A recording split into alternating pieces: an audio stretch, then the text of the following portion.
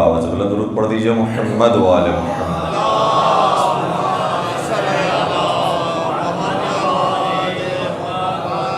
اعوذ باللہ من الشیطان الرجیم، بسم اللہ الرحمن الرحیم، الحمدللہ رب العالمین، الحمدللہ الذی هو الاول والآخر والظاہر والباطن وله الملک وله الحمد یحیی ویمیت وَيُمِيتُ وَيُحْيِي وَهُوَ حَيٌّ لَا يَمُوتُ بِيَدِهِ الْخَيْرُ وَهُوَ عَلَى كُلِّ شَيْءٍ قَدِيرٌ وَالصَّلَاةُ وَالسَّلَامُ عَلَى النَّبِيِّ الْأُمِّيِّ الْقُرَشِيِّ الْهَاشِمِيِّ الْمَكِّيِّ الْمَدَنِيِّ الْأَبْتَحِيِّ التَّهَامِيِّ الْعَبْدِ الْمُؤَيَّدِ وَالرَّسُولِ الْمُسَدَّدِ المصطفى الأمجد المحمود الأحمد حبيب إله العالمين سيدنا ومولانا أبي القاسم محمد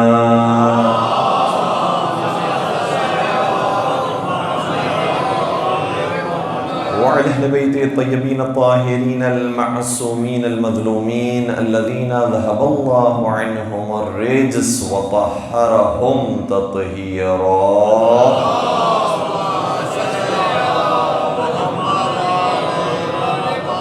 ولعنة الله على أعدائهم أجمعين أما بعد فقد قال الله تبارك وتعالى في محكم كتابه المجيد وفرقانه الحميد بسم الله الرحمن الرحيم اهدنا الصراط المستقيم صراط الذين أنعمت عليهم غير المغضوب عليهم ولا الضالين درود پڑھ دیجئے محمد و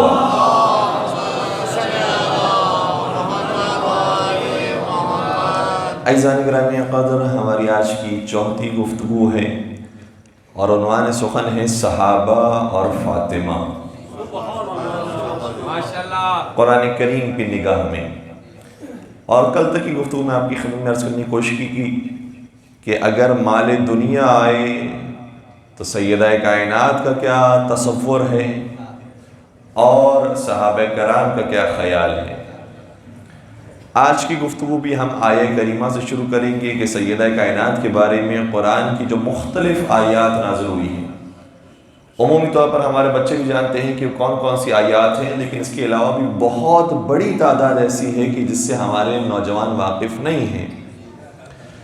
باقاعدہ ایک کتاب لکھی گئی ہے، اس کتاب کے اندر 135 آیات کو جمع کیا ہے جو شہزادی کی شان میں نازل ہے،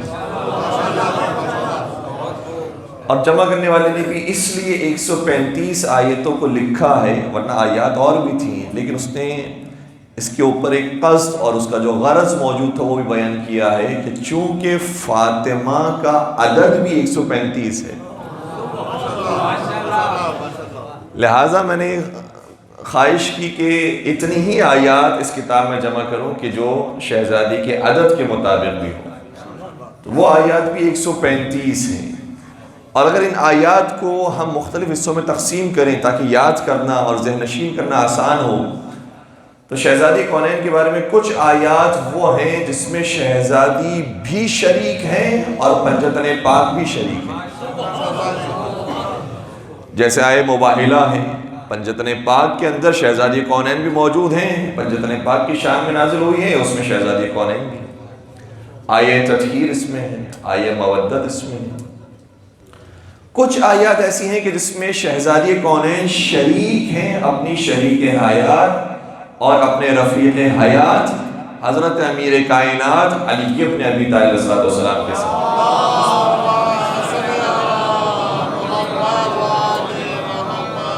جیسے سورہ رحمان کی آیت ہے کہ مرج البحرین یلتقیان، دو سمندر ہیں جو آپس میں ملتے ہیں، بینہما برزخ لا یبغیان، لیکن دونوں کے درمیان ایسا فاصلہ رہتا ہے کہ ایک دوسرے پر بغاوت نہیں کرتا، ورنہ عام طور پر دنیا کا دستور یہ ہے کہ جس کو فضیلتیں حاصل ہونا شروع ہو جاتی ہے، جو کمال پر پہنچنا شروع کرتا ہے، وہ پھر دوسرے پر بغاوت کرتا ہے۔ جہاں انسان کو موقع ملتا ہے، اختیار حاصل ہوتا ہے، وہاں پر بغاوت شروع ہو جاتی ہے۔ لیکن یہ ایسے بافضیلت ہیں کہ فضائل کا سمندر ہونے کے باوجود بھی ایک دوسرے پر بغاوت نہیں کرتے. میر انیس صلی اللہ مقامہ نے کیا خوبصورت شعر کہا تھا. کہتے ہیں کہ شمس الضحیٰ علی ہے تو بدر الدجا ہے یہ. شمس الضحیٰ علی ہے تو بدر الدجا ہے یہ. وہ جسم ہے تو جان و دل مصطفیٰ ہے یہ. بحر سخا علی گوہر بے بہا ہے یہ. عبد خدا ہے وہ تو کنیز خدا ہے یہ. اور کتنے خوبصورت اشعار ہیں کہ ان اشعار کے اندر امیر انیس سے اس بات کا خیال رکھا ہے کہ مولا متقیان کے تو اسم گرامی آئے لیکن شہزادی کونین کے اسم مبارک بھی اپنی زبان پر نہ آئے, اس کا بھی حجاب رکھا ہے. کہتے ہیں کہ شمس الضحیٰ علی ہے تو بدر الدجا ہے یہ. وہ جسم ہے تو جان و دل مصطفیٰ ہے یہ. بحر سخا علی گوہر بے بہا ہے یہ. عبد خدا ہے وہ تو کنیز خدا ہے یہ. پھر کہتے ہیں زاہد ہیں, حق پرست ہیں, خوشخو ہے, نیک ہیں, دونوں خدا کے فضل سے رتبے میں ایک.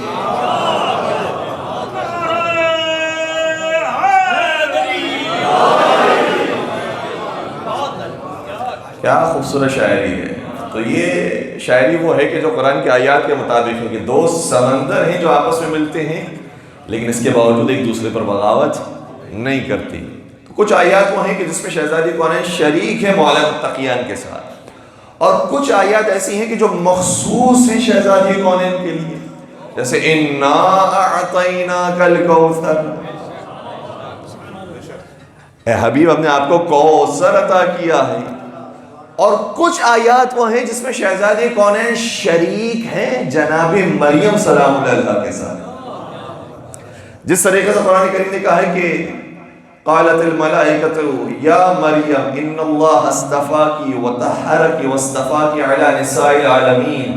قرآن کی آیت ہے, ملائکہ آ کر کہتے تھے جناب مریم کو کہ اے مریم تجھے پروردگار نے منتخب کر لیا اور تجھے سارے عالمین کا سردار قرار دیا ہے اور تجھے پاک و پاکیزہ قرار دیا ہے. جو آیت جناب مریم کے لیے ہے, پیغمبر اکرم کئی مرتبہ اسی آیت کو شہزادی کے لیے پڑھا کرتے تھے اور یہ کہا کرتے تھے یہاں پر رسول آ کر پڑھتے تھے, وہاں پر ملائکہ بشارت دیتے تھے یا ملائکہ کا امام بشارت دیتے تھے, اور آ کر کہتے تھے یا فاطمہ ان اللہ اصطفاکی وطہرکی واصطفاکی علی نساء العالمین. اے فاطمہ تجھے بھی خدا نے منتخب کر لیا ہے, پاک و پاکیزہ کر لیا ہے اور تمام عالمین کا سردار قرار دیا. اور جب نبی اکرم کی خدمت میں کسی نے سوال کیا کہ یا رسول اللہ آپ نے فرمایا جناب مریم بھی عالمین کی سردار ہیں, فاطمہ زہرا بھی عالمین کی سردار ہیں, تو بتائیے ان میں سے کون ایسا ہے جو افضلیت رکھتا ہے؟ تو پیغمبر اکرم شاہ فرماتے ہیں کہ جناب مریم عالمین کی عورتوں کی سردار تھیں لیکن اپنے زمانے میں, فی زمانے, ہاں اپنے زمانے میں وہ عالمین کی عورتوں کی سردار تھی, لیکن میری بیٹی فاطمہ وہ ہے جو اولین و آخرین ہر زمانے کی عورت سے ہوتی.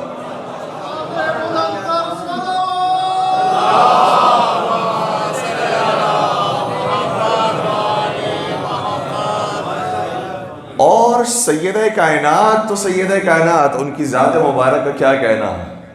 کبھی کہا کہ آئے کوثر ان کے لیے ہے, کبھی کہا آئے تطہیر ان کے لیے, کبھی کہا آئے مباہلہ ان کے لیے, کبھی کہا سورہ دہر ان کے لیے, کبھی کہا سورہ رحمان ان کے لیے, کبھی کہا آئے نور ان کے لیے.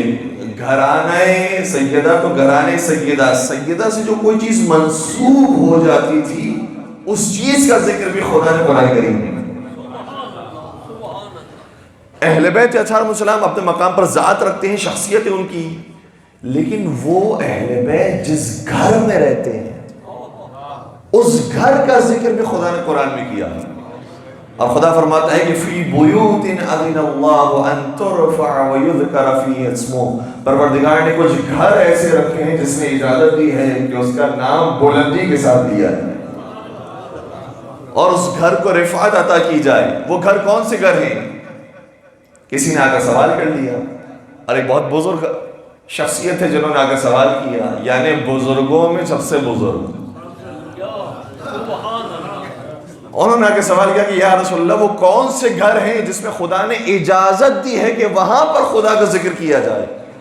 تو پیغمبر نے فرمایا بیوت الانبیاء، وہ انبیاء کے گھر ہیں کہ جن کو خدا نے اتنی رفعت بخشی ہے۔ جیسے ہی انبیاء کا نام آیا ذہن میں خیال آیا معلوم تو کریں علی و زہرا کا گھر بھی انبیاء کے گھروں میں شامل ہے یا نہیں؟ اس سوال سے اندازہ ہوتا ہے کہ ان کی نگاہ میں پیغمبر اکرم نے اتنے قصیدے علی و زہرا کے پڑھے تھے۔ میں اس نقطے کی طرف لے جانا چاہ رہا ہوں، اتنے فضائل اس گھرانے کے پڑھے تھے کہ صحابہ کے ذہن میں بھی یہ تصور تھا جیسے یہ گھرانہ معمولی گھرانہ نہ ہو، انبیاء کا گھرانہ۔ اس لیے ذہن میں فوراً سوال آیا کہ کیا انبیاء کے گھروں میں علی و زہرا کا گھر بھی شامل ہے؟ نہ صرف نبی نے یہ جواب دیا کہ جی ہاں انبیاء کے گھروں میں علی و زہرا کا گھر بھی آتا ہے، بلکہ فرمایا نعم من افاضلہا۔ نہ صرف یہ کہ علی و زہرا کا گھر انبیاء کے گھروں میں شامل ہے، بلکہ انبیاء کے گھروں میں جو افضل ترین گھر ہے اس میں علی و زہرا کا گھر آتا ہے۔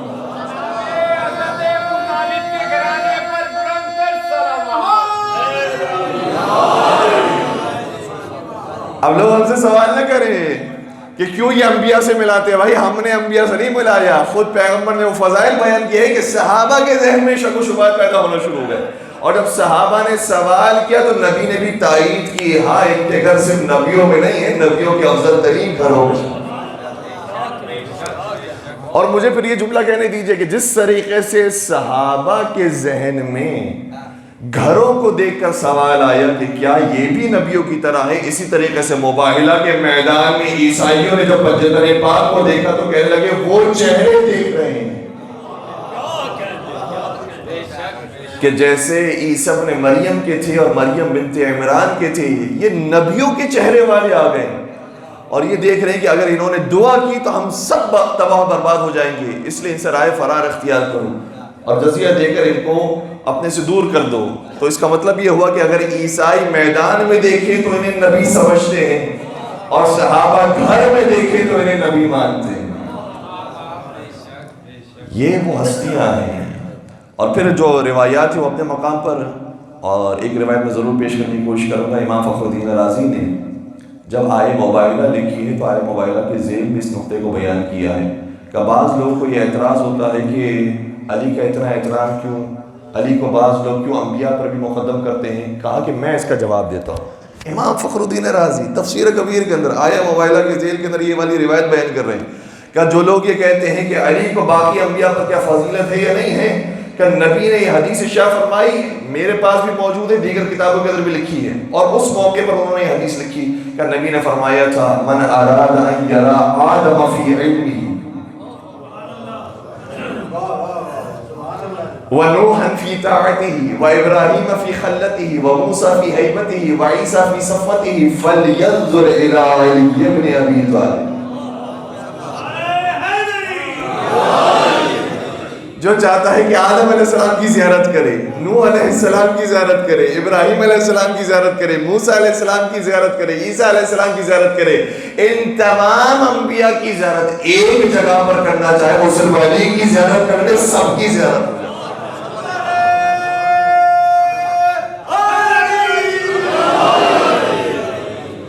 تو پھر ہمیں کہنے دیجئے کہ جس طریقے سے ہر نبی کے نام کے آگے علیہ السلام آتا ہے، کوئی آدم رضی اللہ تو نہیں کہتا، آدم علیہ السلام، نوح، ابراہیم، موسیٰ، عیسیٰ، جب ان انبیاء کے نام کے آگے علیہ السلام آتا ہے جبکہ ان کا نام فردن فردن لکھا جاتا ہے، تو جو ان تمام انبیاء کا مجموعہ ہو،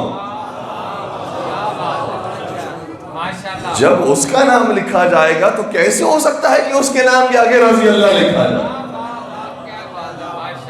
حق بنتا ہے کہ جیسے انبیاء کے نام کے آگے علیہ السلام لکھا جاتا ہے ویسے علی ابن ابی طالب علیہ السلام کے نام کے آگے بھی علیہ السلام۔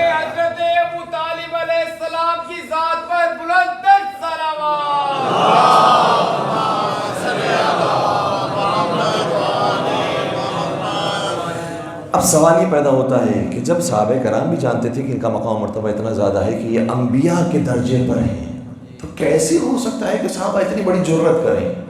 سارے صحابہ کی بات نہیں ہو رہی، بعض کی بات ہو رہی۔ کیسے ہو سکتا ہے کہ اتنے لوگ فراموش کر جائیں اور اتنا تبدیل ہو جائے اور اتنی زیادہ بگاڑ پیدا ہو جائے؟ یہ کیسے ہو سکتا ہے؟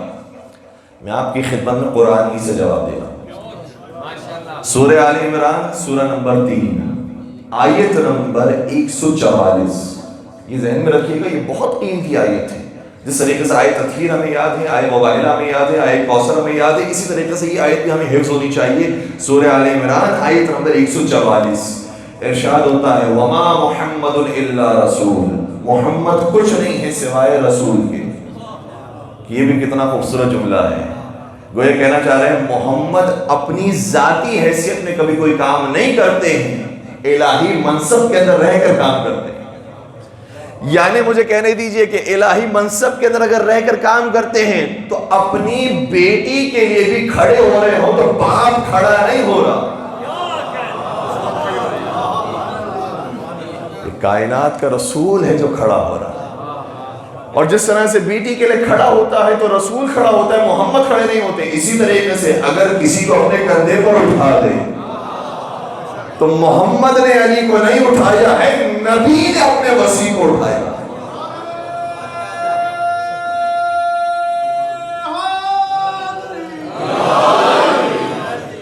وما محمد الا رسول، محمد کچھ نہیں ہے سوائے رسول کے۔ قد خلت من قبلہ الرسل، ان سے پہلے بھی بہت سارے رسول آئے ہیں اور گزر گئے ہیں۔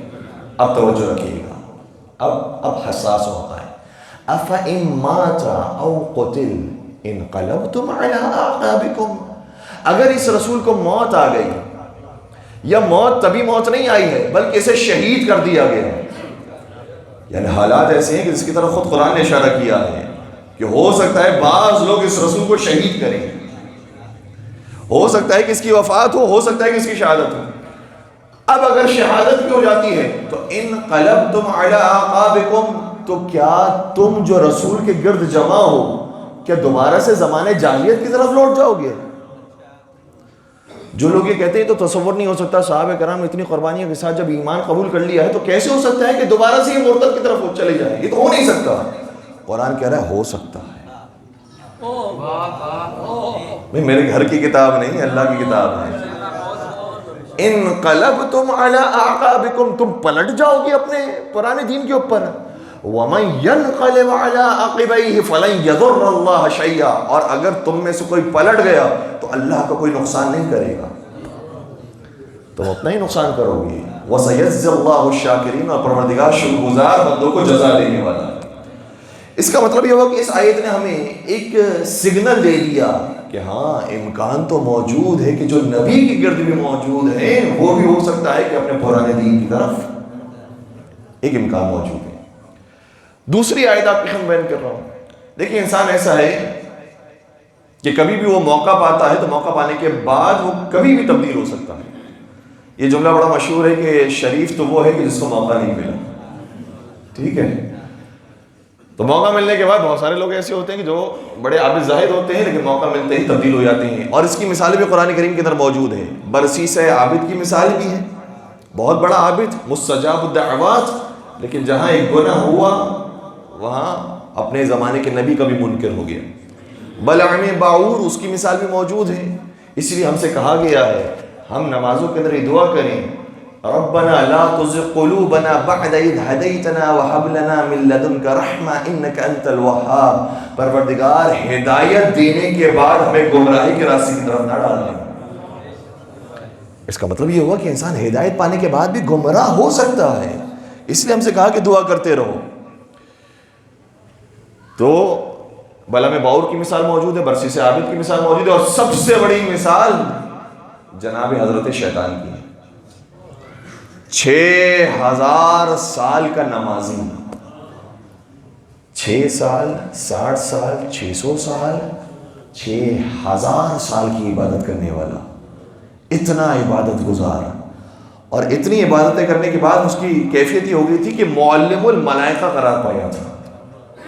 لیکن وہ شیطان جو اس مقام پر پہنچ چکا تھا، اب تک تو ساری بندگی کی، اب تک تو ساری عبادتیں کی، لیکن جیسے جناب آدم کو خلق کیا، کہا کہ سب آدم کو سجدہ کریں، وہ جو اب تک سجدے کر رہا تھا اس نے سجدہ کرنے سے انکار کر دیا۔ اس کا مطلب یہ ہوا کہ جو اگر سجدہ کرتا بھی رہے، عبادتیں کرتا بھی رہے، ہو سکتا ہے کہ کسی بھی موقع پر آ کر وہ بہک جائے، یہ ایک امکان موجود ہے۔ اور کیا کہا اس نے؟ اے خدا، آدم تو ابھی پیدا ہوئے ہیں، میں تو بہت پرانا ہوں، میں تیرا پرانا بندہ ہونے کے باوجود میں اس کو سجدہ کروں؟ چاہیے تھا کہ یہ مجھے سجدہ کرے۔ خدا کی طرف سے آواز تو بہت سی آئی ہے، یہ بھی کہا کہ اے شیطان، میں نے تجھے یہ نہیں کہا کہ آدم کے حکم پر آدم کو سجدہ کر، میں کہہ رہا ہوں کہ میرے حکم پر آدم کو سجدہ کر۔ یہ آدم کا حکم نہیں ہے، یہ حکم میرا ہے، جو میں کہوں گا اس کے مطابق عبادت ہوگی۔ عبادت وہ ہوتی ہے جو میری مرضی سے ہو، وہ جو تیری مرضی سے ہو وہ عبادت نہیں ہوتی، بغاوت ہوتی۔ اور دوسرا قانون بھی خدا نے کتنا خوبصورت دے دیا۔ شیطان نے کہا تھا میں اتنا پرانا عبادت گزار ہوں، مجھے چھوڑ کے آدم کو بنا دیا کہ جو بھی چھوٹا ہے۔ معلوم ہوا بعض شیطانی فکر رکھنے والوں کی ذہن میں یہی ہے، جو جتنا بڑا ہوگا وہ اتنا افضل ہوتا ہے۔ خدا نے کہا ہمارے نزدیک بڑا اور چھوٹا معیار نہیں ہے، ہمارے نزدیک معیار یہ ہے ہم جس کو ولی بنا دیں، ہم جس کو حجت بنا دیں، چاہے وہ چھوٹا ہو چاہے وہ بڑا ہو، اس کے سامنے تجھے جھکنا ہے۔ لیکن شیطان نے جھکنے سے انکار کر دیا اور وہ اب تک کے لیے مردود ہو گیا۔ اب تک لوگ آ رہے ہیں اس پر لعنت بھیج رہے ہیں۔ اس کا مطلب کیا ہوا کہ جو اتنا پرانا عبادت گزار ہو وہ بھی کبھی بھی تبدیل ہو سکتا ہے۔ ٹھیک ہے، اب آئیے میں ایک اور فقرے کی طرف لے کے جا رہا ہوں، بہت حساس یہ فقرہ ہے، میں سارے حوالوں کے ساتھ اور ساری کتابیں ہمارے پاس محفوظ ہیں، اس کے ساتھ آپ کی خدمت بیان کر رہا ہوں، اور ہمارے یہاں بڑے بڑے بزرگان نے اس روایت کو پڑھا ہے، اس لیے پڑھنے میں مذائقہ بھی نہیں ہے۔ تمیمی حنبلی نے اپنی کتاب الفواحق العذاب کے اندر لکھا ہے کہ خلیفہ ثانی اکثر یہ جملہ کہا کرتے تھے، فرمایا کرتے تھے کہ امران فی الجاہلیہ احدہما یبکینی والآخر یضحکنی، دو کام ایسے ہیں کہ جو میں زمانے جاہلیت میں انجام دیتا تھا، ان دونوں کاموں میں سے جب ایک کام کو یاد کرتا ہوں تو مجھے ہنسی آتی ہے، اور ایک کام کو یاد کرتا ہوں تو مجھے رونا آتا ہے۔ پھر انہوں نے بیان کیا وہ کام میں جو زمانے جاہلیت میں انجام دیتا تھا اور جس میں مجھے ہنسی آتی ہے، وہ کام یہ ہوتا تھا کہ زمانے جاہلیت میں بت بناتا تھا، اور بت بناتا تھا کھجوروں کی، خورما کا، کھجور کا میں بت تیار کرتا تھا، اور بت تیار کر کے جب میں اس کو رکھ دیتا تھا، صبح کے وقت جب کوئی چیز کھانے کے لیے نہیں ملتی تھی اور بھوک محسوس ہوتی تھی تو پھر میں مجبور ہو جاتا تھا کہ اسی بت کو توڑ کر میں کھانا کھانے لگوں۔ تو مجھے اس چیز کو یاد کر کے ہنسی آتی ہے کہ یہ کیا عجیب کام ہوتا تھا، میں خود ہی اپنے ہاتھوں سے بت بناتا تھا اور خود ہی بت کو توڑ کے کھا جایا کرتا تھا۔ لیکن وہ کون جو بتوں کو بنانے والے ہوں، اور وہ کون کہ جو بتوں کو توڑنے والے ہوں، اور وہ کام کہ جس کو میں یاد کرتا ہوں تو مجھے رونا آتا ہے اور غم محسوس ہوتا ہے، وہ یہ ہے کہ میری کچھ بیٹیاں تھیں جن کو میں نے اپنے ہاتھوں سے زندہ درگور کیا ہے۔ اور بعض روایت کے اندر یہ موجود ہے کہ جب میں اپنی ایک بیٹی کو لے کر جا رہا تھا، اس کو نہیں معلوم تھا کہ کس مقصد کے لیے بابا مجھے لے کر جا رہے ہیں، جب میں پہنچا اور قبر کھودنا شروع کی تو میری بیٹی بھی میرا ساتھ دینے لگی، اور اتنا ساتھ دیا کہ جب وہ خاک ہٹا رہی تھی تو میری ریش پر اور میری داڑھی پر وہ خاک جمع ہو رہی تھی، اور اس کو نہیں پتا تھا کہ میں اس کے لیے کیا کام کر رہا ہوں۔ اور پھر جب میں نے یہ کام کر دیا اس کے لیے، اب میں یہ منظر بیان نہیں کر سکتا کہ کیسے باپ اپنی بیٹی کو اس طرح سے قتل کرنے والا ہو، اور اس کا ذکر بھی قرآن کریم کے اندر موجود ہے۔ وَإِذَا بُشِّرَ أَحَدُهُمْ بِالْأُنثَىٰ ظَلَّ وَجْهُهُ مُسْوَدًّا وَهُوَ كَظِيمٌ يَتَوَارَىٰ مِنَ الْقَوْمِ مِنْ سُوءِ مَا بُشِّرَ بِهِ أَيُمْسِكُهُ عَلَىٰ هُونٍ أَمْ يَدُسُّهُ فِي التُّرَابِ أَلَا سَاءَ مَا يَحْكُمُونَ۔ قرآن کہتا ہے کہ ایک زمانہ وہ تھا کہ جب انہیں بشارت دی جاتی تھی تمہارے یہاں بیٹی پیدا ہوئی ہے، خوشخبری دی جاتی ہے تمہارے یہاں بیٹی پیدا ہوئی ہے، تو یہ خوشخبری سننے کے بجائے اس کا چہرہ غم سے کالا ہو جاتا تھا اور سیاہ پڑ جاتا تھا، بہت غصے میں آ جاتا تھا، اور اپنی قوم سے جب گزرتا تھا تو یہ سوچا کرتا تھا کہ قوم والے میرا مذاق اڑائیں گے، تیرے یہاں بیٹی ہوئی ہے، تیرے یہاں بیٹی ہوئی ہے، تیرے یہاں بیٹی ہوئی ہے۔ تو اسی فکر میں رہتا تھا کہ میں اب اس ننگ و عار کو کس طرح سے اپنے سے دور کروں، یا تو میں قوم کی طرف سے باتیں برداشت کروں اور سہتا رہوں، یا پھر میں ایک مرتبہ کام تمام کروں اور اپنی بیٹی کو زندہ درگور کر دوں۔ اور کچھ لوگ ایسے تھے جو زندہ درگور کر دیا کرتے تھے کتنا برا کام تھا جو یہ کیا کرتے تھے. کہاں وہ مقام جہاں عرب یہ کام کیا کرتی تھی اور کہاں نبی اکرم کا انداز کی بیٹی آتی تھی تو عزت میں کھڑے ہو جائے گا. یہ پورے اسلام نے تبدیل کر دیا زمانے جاہلیت کو. تو کہتے ہیں کہ جب میں کام کیا کرتا تھا میں نے نبی اکرم سے بھی آ کر یہ سوال کیا کہ یا رسول اللہ یہ غلطیاں مجھ سے ہو گئی ہیں، میں کیا کروں؟ اور بہت سارے دیگر افراد بھی آئے، انہوں نے بھی سوال کیا کہ یا رسول اللہ ہم سے یہ غلطی ہو گئی، ہم کیا کریں؟ تو پیغمبر فرماتے تھے کہ پھر ایک کام یہ کرو کہ اس کا کفارہ یہ ہے کہ کسی شخص کو خریدو، غلام کو خریدو، اور جب غلام تمہارا ہو جائے تو اسے راہ خدا میں آزاد کر دو. اس طریقے سے اس کا کفارہ ادا کرو. پھر ایک روایت کے اندر یہ بھی کہ خلیفہ ثانی کہتے تھے کہ نہیں میرے اندر اتنی استطاعت نہیں کہ میں کام کر سکوں. تو پھر پیغمبر نے فرمایا کہ پھر اونٹ کو خرید کر اسے نہر کرو، راہ خدا میں انفاق کرو.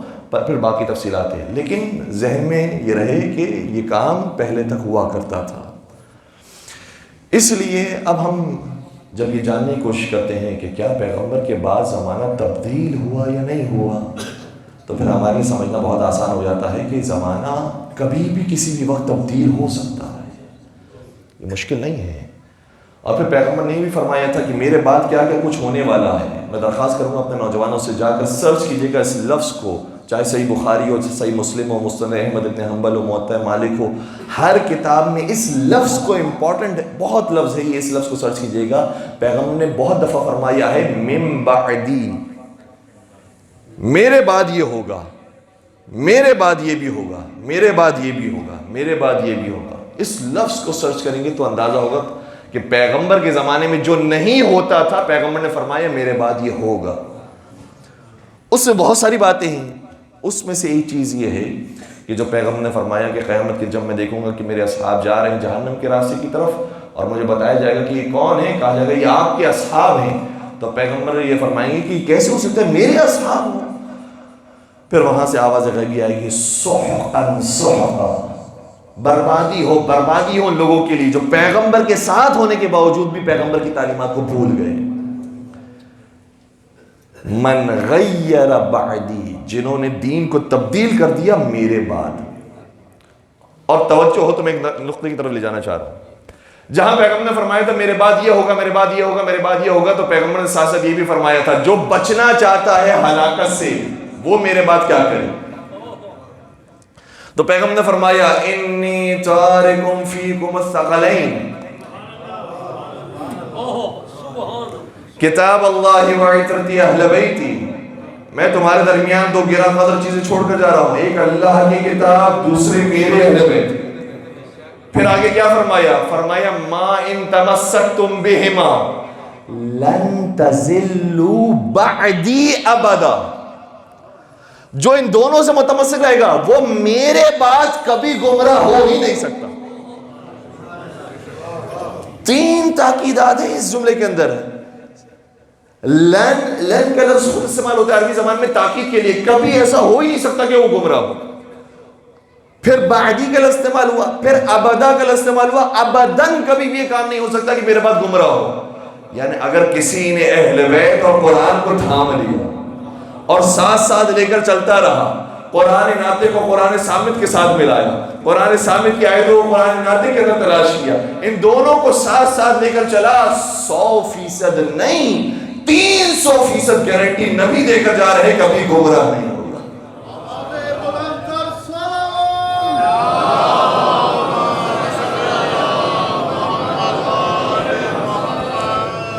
بس عزیزوں میں آپ کو یہاں تک لا سکتا تھا، اور اب یہاں سے طالب علموں کا کام ہے کہ تحقیق کریں کہ پھر بعد میں آنے کے بعد کس نے خرافات پیدا کیے، کس نے بدعتیں قائم کی، کون نبی کے راستے کی طرف نہیں چلا. لیکن سیدہ کائنات بتاتی رہی میرے بابا کا دین کیا ہے. اور اتنی روایتیں موجود ہیں، اتنی روایتیں موجود ہیں کہ آج بھی لوگ جو مکتبہ اہل بیت کی طرف آ رہے ہیں وہ مولا حسین کے نام پر اتنا نہیں آ رہے جتنا شہزادی کونین کے نام پر آ رہے ہیں. اتنے واقعات، اتنی باتیں ہیں، میں جلدی جلدی آپ کی خدمت بیان کروں اگر آپ میرا ساتھ دے تو. ایک عالم دین ہے،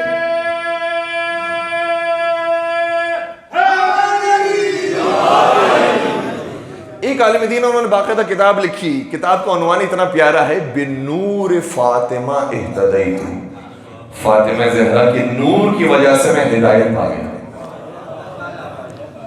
عبد المنعم حسن سوڈانی ان کا نام ہے، سوڈان سے ان کا تعلق ہے. پہلے کسی اور مسلک پر تھے، پھر مکتب اہل بیت پر آئے اور اپنا واقعہ بیان کرتے ہیں کہ میں کیسے مکتب اہل بیت پر آیا. اور کمال کی بات ہے کہاں کہاں سے بی بی ہاتھ تھامتی ہے، کیسے کیسے راستوں کی طرف لے کر آ جاتی ہے. کبھی کوئی ایک نقطہ ایسا ہوتا ہے جو انسان کو کہاں سے کہاں پہنچا دیتا ہے. کہتے ہیں ایک مرتبہ میں گاڑی میں بیٹھا ہوا تھا تو جو ٹیکسی ڈرائیور تھا اس نے ریڈیو لگایا ہوا تھا، اور ریڈیو کے اندر کوئی ایسے عربی اور کی فصاحت و بلاغت کے ساتھ خطبہ چل رہا تھا کہ میں پوری توجہ کے ساتھ سننے لگا کہ کیا کمال کے جملے ہیں، ایسے قافیہ ردیف اور ایسی فصاحت و بلاغت تھی. میرا دل چاہ رہا تھا یہ چلتا رہے خطبہ اور میں سنتا رہا. اور پھر اس کے اندر جو دلیلیں آئیں، جو قرآن کی آیتیں آئیں، میں حیران ہو گیا کہ کیا کس کا کلام ہے کہ جو چل رہا ہے. جب وہ پورا کلام ختم ہوا تو پڑھنے والے نے کہا یہ کلام ہے محمد کی بیٹی فاطمہ کا جب وہ فلک مانگنے کے لیے گئی. اس کلام کو خطبہ فلک کہتے ہیں. کہتے ہیں یہ خطبہ جو محمد کی بیٹی کا کلام تھا یہ آج تک میں نے کبھی سنا ہی نہیں. اتنے ادھر ادھر کے جو افراد ہیں ان سب کے کلام ہم نے سنا ہے، جو پیغمبر کی بیٹی تھی اور اتنا پیارا کلام ہے میں نے کبھی سنا ہی نہیں اپنی زندگی میں. یہ کیا کہا ہے، اس کا مفہوم کیا ہے، اس کا بیک گراؤنڈ کیا ہے. ایک مرتبہ خطبہ فدق کو جو وہاں سے سنا تھا اس لفظ کو جب سرچ کیا، تحقیق کرنا شروع کی تو پتہ چلا یہ کسی جدید عالم دین کا لکھا ہوا خطبہ فدق کیا نہیں ہے، بلکہ بہت پرانی کتاب اور اپنے ہی عالم کی لکھی ہوئی کتاب ابن تیفور کی لکھی ہوئی کتاب بلاغات النساء کے اندر یہ خطبہ موجود ہے. اور یہ کتاب کب لکھی گئی؟ آج سے 1000 سال پہلے. اتنی پرانی کتاب کے اندر بھی یہ خطبہ موجود ہے.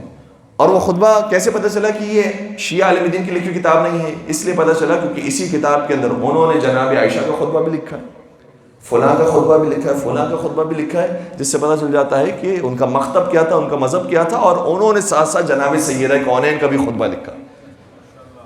جب اس خطبے کا پڑھنا تھا تو مجھ سے رہا نہیں گیا، میں کسی اور مکتب پر باقی ہی نہیں رہ سکتا تھا سوائے مکتب فاطمہ. اور بالکل یہی واقعہ ہمارے ایک استاد بھی تھے، وہ بھی کنورٹ ہوئی اور پھر وہ پہلے عربستان میں تھے، پھر وہ شفٹ ہوئی ایران کے اندر اور پھر بہت مسائل بھی ان کو پیش آئے. ان کے سر کی بھی قیمت رکھی گئی اور بعض نے یہ بتایا ہے کہ ان کے سر کی قیمت $1 ملین بھی رکھی گئی. تو ہمارے جو دوسرے کولیگس اور دوسرے جو افراد ہیں وہ کہتے تھے کہ آپ کو اگر اپنا شہریہ کم لگے نا تو یہ چیز موجود ہے آپ کے پاس، یہ آپشن بھی ہے، اس طرح سے آپ بھی انعام پا سکتے ہیں. تو مذاق میں وہ بات یہ کہا کرتے تھے. وہ بھی کہتے ہیں کہ جب میں تبدیل ہوا تو میری تبدیلی کی جو بنیاد تھی وہ خطبہ فدقیہ، خطبہ فدق نے مجھے تبدیل کر دیا. میں نوجوان دوستوں سے درخواست کروں گا صرف اس کا ترجمہ ان ایام کے اندر نہیں پڑھیں گے تو کب پڑھیں گے؟ ایک مرتبہ صرف ترجمہ پڑھ لیجئے گا. اور جس طریقے سے شہزادی کا خطبہ تبدیل کرتا ہے اسی طریقے سے ایک اور شہزادی کے بارے میں روایت ہے جو لوگوں کو تبدیل کرتی ہے. وہ کون سی روایت ہے؟ وہ امام بخاری کے استاد ابن ابی شیبہ نے اپنی کتاب المصنف میں لکھی ہے.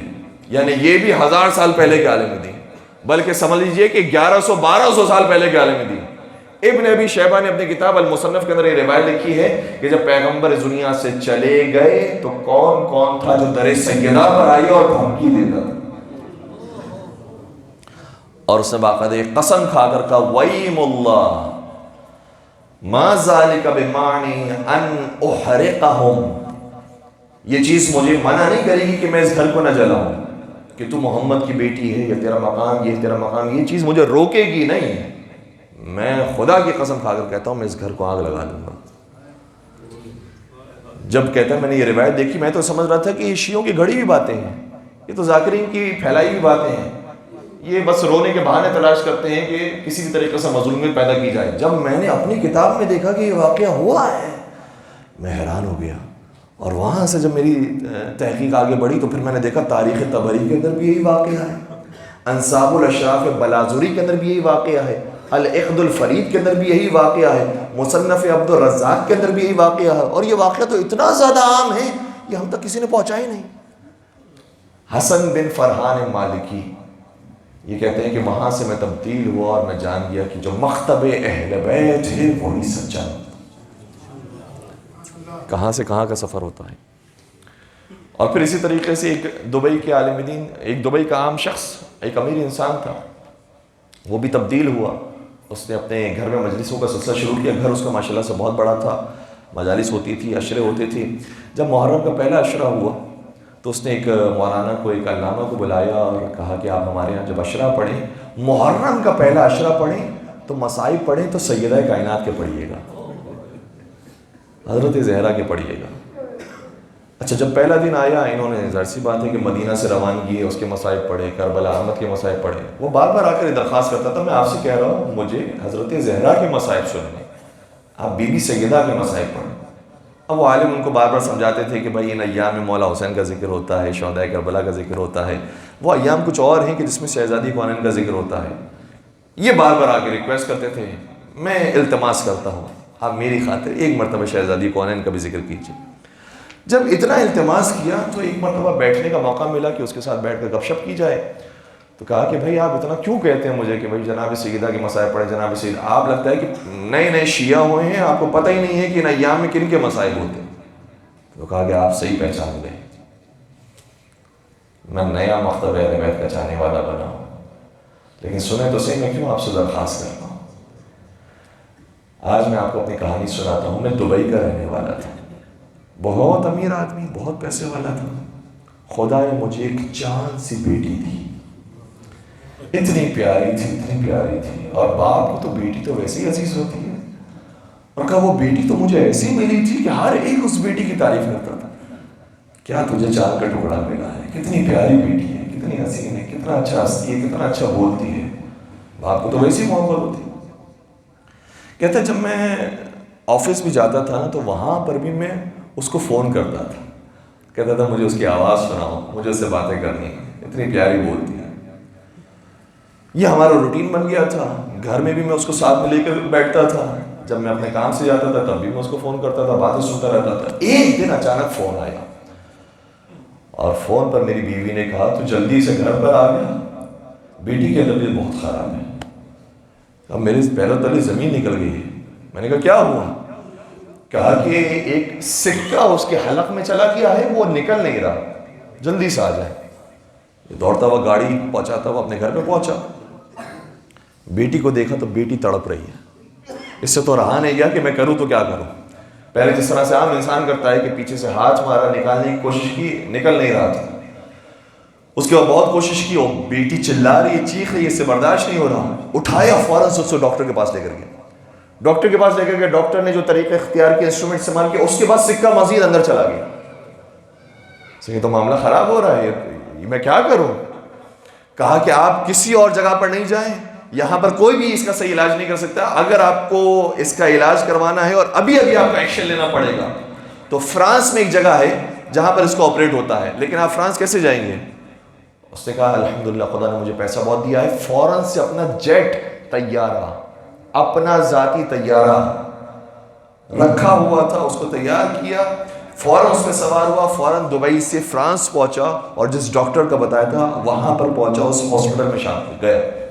اور جب ہاسپٹل میں گیا، بیٹی تڑپ رہی ہے، بیٹی کو حوالے کیا ڈاکٹرز کے. ڈاکٹر نے کہا کہ اس کے لگتا ہے کہ سانس کی نالی کے اندر چلا گیا، اب اس کا بڑا آپریشن کرنا پڑے گا.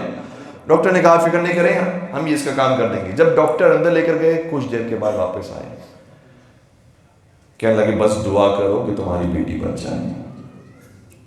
اور اگر وہ سکہ کسی طریقے سے ہم نے نکال بھی لیا تو جس نالی میں وہ پھنسا ہوا ہے، وہ نالی کاٹنے کی وجہ سے تمہاری بیٹی جب تک زندہ رہے گی بول نہیں سکے گی.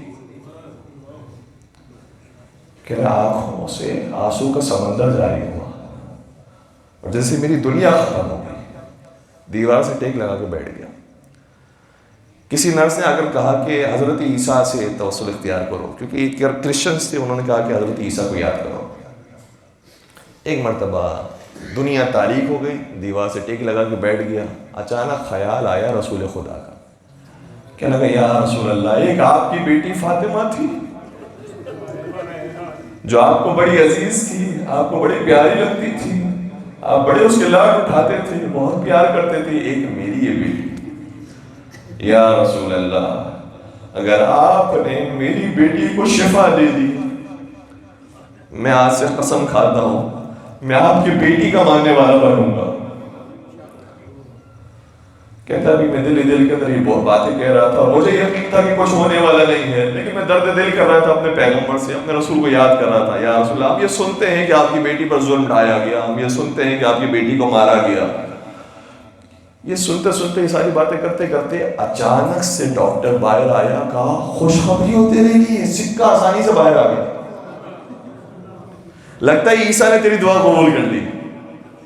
یہ دل میں سوچنے لگا جس عیسیٰ نے میری دعا قبول کی ہے وہ عیسیٰ خود بھی اس گھر میں آ کر نوکری کرتا، اور جیسے میں نے وعدہ کیا تھا میں اسی وقت سے منقلب ہو گیا. میں نے کہا کہ بیوی میں آپ کے مکتب پر آ گیا. یہ سوچتا ہوا میں اپنے بیٹی کی کمرے میں داخل ہوا، بیٹی رو رہی تھی. میں نے کہا بیٹی رونے کی اب کوئی ضرورت نہیں ہے، اب تو ٹھیک ہو گئی، تجھے شفا مل گئی.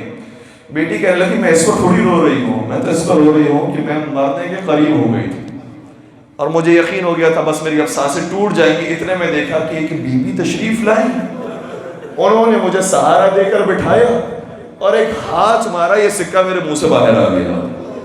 پھر کہنے لگی میرا سلام اپنے باپ کو دینا اور یہ کہنا کہ جتنا تو اپنی بیٹی سے محبت کرتا ہے اس سے کئی گنا زیادہ میرا باپ مجھ سے محبت.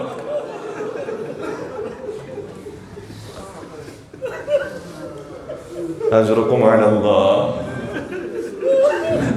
اے زہرائے مرضیہ، یہ بابا آپ کا کتنا خیال رکھتے تھے، کتنا پیار دیتے تھے، آپ کے شہزادوں کو اپنے کاندھوں پر سوار کیا کرتے تھے. جب سفر پر جایا کرتے تھے سب سے آخر میں آپ سے ودا ہوتے تھے، جب لوٹ کر آتے تھے سب سے پہلے آپ کی خدمت میں آتے تھے. کتنا آپ کو چاہتے تھے اور کیا حال کیا ہے اس بابا کی امت رہا.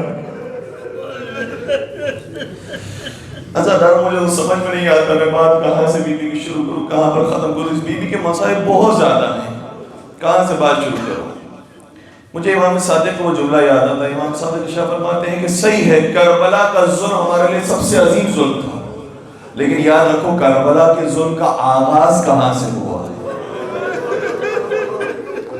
فرماتے ہیں کہ وَلَا كَيَوْمِ مِحْنَتِنَا بِكَرْبَلَا، کربلا جیسی کوئی مصیبت کا دن نہیں ہے. پھر آگے شاہ فرماتے ہیں وَإِن كَانَ يَوْمُ السَّقِيفَةِ وَإِحْرَاقُ الْبَابِ عَلَىٰ أَمِيرِ الْمُؤْمِنِينَ وَفَاطِمَةَ وَالْحَسَنِ وَالْحُسَيْنِ وَزَيْنَبَ وَأُمِّ كُلْثُومَ وَفِزَّةَ وَقَتْلِ مُحَسِّنٍ بِالرَّفَصَةِ لَأَعْظَمُ وَأَمَرُّ لِأَنَّهُ أَصْلُ يَوْمِ الْفِرَاشِ. لیکن فرماتے ہیں کہ کربلا کے ظلم کا آغاز کہاں سے ہوا؟ فرمایا آغاز وہاں سے ہوا ہے جہاں علی و زہرا کے گھر کو جلایا گیا. پھر فرماتے ہیں وہاں پر صرف علی و زہرا موجود نہیں تھے، وہاں جنت کے شہزادے بھی موجود تھے. پھر فرمایا وہاں پر صرف یہ شہزادے موجود نہیں تھے، وہاں زینب و ام کلثوم بھی موجود تھی. پھر فرمایا وہاں پر فضہ بھی موجود تھی. پھر فرمایا ان ملوں نے آ کر اتنا مارا کہ ہمارا محسن بھی مارا گیا. پھر فرماتے ہیں یہ مصیبت ہمارے لیے زیادہ سخت ہے، زیادہ بڑی مصیبت ہے. کیوں؟ لِأَنَّهُ أَصْلُ يَوْمِ الْفِرَاشِ، کیونکہ مصیبت کا آغاز تو یہیں سے ہوا ہے. اگر کوئی سیدہ کا دروازہ نہ جلاتا تو کربلا میں خیموں کو نہ جلایا. اگر کوئی سیدہ کو تازیانہ نہ مارتا تو زینب کو تازیانہ نہ لگایا جاتے. اگر کوئی بیوی پر ہاتھ نہ اٹھاتا تو سکینہ کو تماچے نہ مارے جاتے. اگر مدینہ میں محسن کو شہید نہ کیا جاتا تو کوئی اصغر کو شہید نہ کرتا. یہ ساری مصیبتوں کا آغاز ہوا ہے تو مدینہ سے ہوا ہے. اور سن سکے تو سنیے گا، میں بہت ہاتھ جوڑ کر دستہ جوڑ کے جو آپ کی خدمت کر رہا ہوں. دیکھیں ہمارے یہاں طریقہ خواتین کا یہ ہوتا ہے، میں خواتین سے ہی معذرت چاہتا ہوں، لیکن بات کو سمجھانے کے لیے اگر کوئی چھوٹی سی بھی مصیبت کسی خاتون پر آ جاتی ہے تو عادت یہ ہوتا ہے کہ اسے تفصیل کے ساتھ بیان کرتی ہیں، پڑھا کر بیان کرتی ہیں. لیکن اے سیدہ تجھ پر مصیبتیں بہت آئی، بہت کم کر کے تمہیں بیان کی. کہیں علی کا صبر جواب نہ دے دے، کہیں حسن و حسین مر نہ جائے. اسی لیے جب سے زخمی ہوئی تھی زہرا ہمیشہ چادر اڑا کرتی تھی. علی کا بھی فرمایا تھا مجھے غسل دینا تو چادر کے نیچے سے غسل دے، تجھے پتہ نہ چلے مجھ پر مصیبتیں کون کون سی آئی ہیں. لیکن میں نے کچھ جملے ایسے پڑھے جس سے تھوڑا سا اندازہ ہوتا ہے کہ بی بی کی کیفیت کیا ہو گئی تھی. سن سکیں گے؟ جب وہ دو ملعون بی بی کے پاس آئے اور یہ چاہتے تھے کہ تاریخ میں لکھوا دے ہم نے معافی مانگ لی تھی، آئے بی بی کی خدمت میں، بی بی نے کیا کیا؟ روایت کا جملہ یہ ہے، جو خواتین بی بی کے ساتھ موجود تھی، جناب ام ایمن، جناب فضہ، جناب اسماء، ان سے فرمانے لگی حولنی وجہی، تم میرا چہرہ اس سے موڑ دو. کیا مطلب؟ شاید بزرگان سمجھ گئے، شاید بزرگان سمجھ گئے. جملہ کہنے کا مقصد یہ ہے بیوی میں اب اتنی طاقت رہی تھی کہ خود چہرہ موڑ سکتی.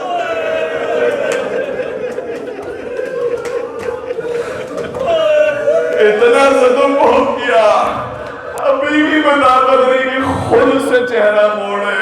فرمائے میرا چہرہ موڑ دو. اور جب چہرہ موڑ دیا گیا، الامامہ والسیاسہ ابن قتیبہ کی لکھی بھی کتاب ہے، اس میں وہ اس واقعے کو ذکر کرتے ہیں. پھر بی بی نے گفتگو کرتے کرتے فرمایا تم کیا سمجھتے ہو ہم تمہیں معاف کر دیں گے اور اس طرح سے تاریخ میں اپنا جرم تم چھپا دو گے؟ یاد رکھو واللہ لأدعون علیک فی کل صلاۃ اصلیھا، میں جتنی بھی نمازیں پڑھوں گی تم دونوں کے لیے بد دعا کرو. اجرکم علی اللہ، بیوی آپ سے راضی ہو گئی. شعر سنیں گے، عربی زبان کا یہ شعر ہے. شاعر نے کیا خوبصورت بات کی ہے. کہتا ہے کہ واللہ یغضب للبتول بدون ان تشکو فکیف اذا اتت شاکیا. خدا نے تو یہ فیصلہ کیا تھا سیدہ کسی سے ناراض ہو جائے خدا اس سے ناراض ہو جاتا ہے. یہ تو نہیں کہا تھا کہ سیدہ کسی کے لیے بد دعا کرے تب خدا ناراض ہوتا ہے. مجھے بتاؤ صرف ناراضگی سے جب خدا ناراض ہو جاتا ہے تو جن کے لیے سیدہ شکایت کرے پھر خدا کتنا ان سے ناراض ہوگا. اجرکم علی اللہ، اجرکم علی اللہ. میں روایت کا ایک اور فقرہ بھی آپ کی خدمت میں بیان کروں گا، شاید بی بی کی تکلیف کا اندازہ ہو سکے. شیخ مفید علیہ الرحمٰن نے کتاب المغنی کے اندر روایت لکھی ہے اور زیارت بیان کی ہے، جب بی بی کی بارگاہ میں جاؤ تو کس طریقے سے سلام کرو. السلام علیک ایھا البتول، اے بی بی بتول آپ کا سلام، اے پاک بی بی آپ کا سلام، اے راضیہ مرضیہ آپ کا سلام. اس کے بعد جملے آگے بڑھے، لعن اللہ، خدا ان پر لعنت کرے جنہوں نے آپ پر ظلم ڈھایا، جنہوں نے آپ کا حق چھین لیا. اس کے بعد جا کر جملہ یہ آیا، اگر اس کو محسوس کر سکیں، وَغَسَّسَكَ بِرِيقِكَ، اور اتنا ظلم آپ پر ڈھایا گیا اور اتنا مارا گیا کہ آپ اپنا لعاب دہن بھی پی نہیں سکتی تھی.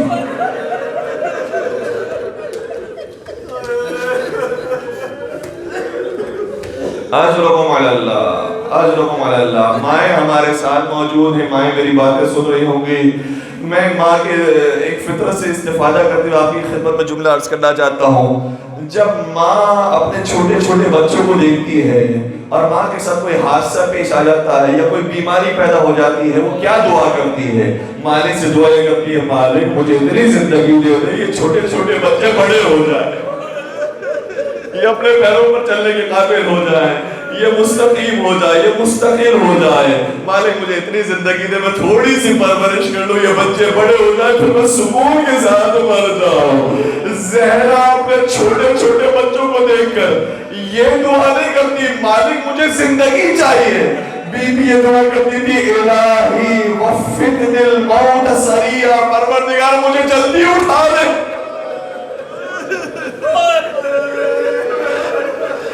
میں جلدی اپنے بابا کے پاس جانا چاہتی ہوں، میں جلدی موت کی طرف جانا چاہتی ہوں. اے سیدہ آپ کے اوپر ظلم کیا ڈھایا گیا، ہمیں نہیں معلوم، لیکن آپ کا نام زہرا ہے تو آپ کی ایک بیٹی ثانیہ زہرا آئے گی. اس ثانیہ زہرا پر جتنے ظلم ڈھائے گئے اس سے ہم اندازہ لگا سکتے ہیں آپ پر ظلم کیسے ڈھائے گئے ہوں گے. جیسے ثانیہ زہرا کو دربار میں جانا پڑا، آپ کو بھی دربار میں جانا پڑا. جیسے ان کو حق نہ دیا گیا آپ کو بھی حق نہ دیا گیا.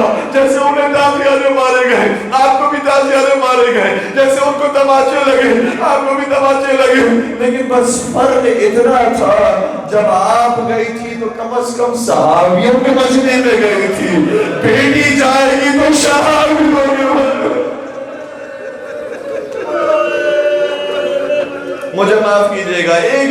عرض کرنا چاہتا ہوں، جب آپ گئی تھی تو اپنے حسن و حسین کے ساتھ گئی تھی، پورے حجاب کے ساتھ گئی تھی۔ جب آپ کی بیٹی شام کے دربار میں جائے گی، بے مخنہ و چادر جائے گی، حسین کے ساتھ نہیں، سر حسین کے ساتھ۔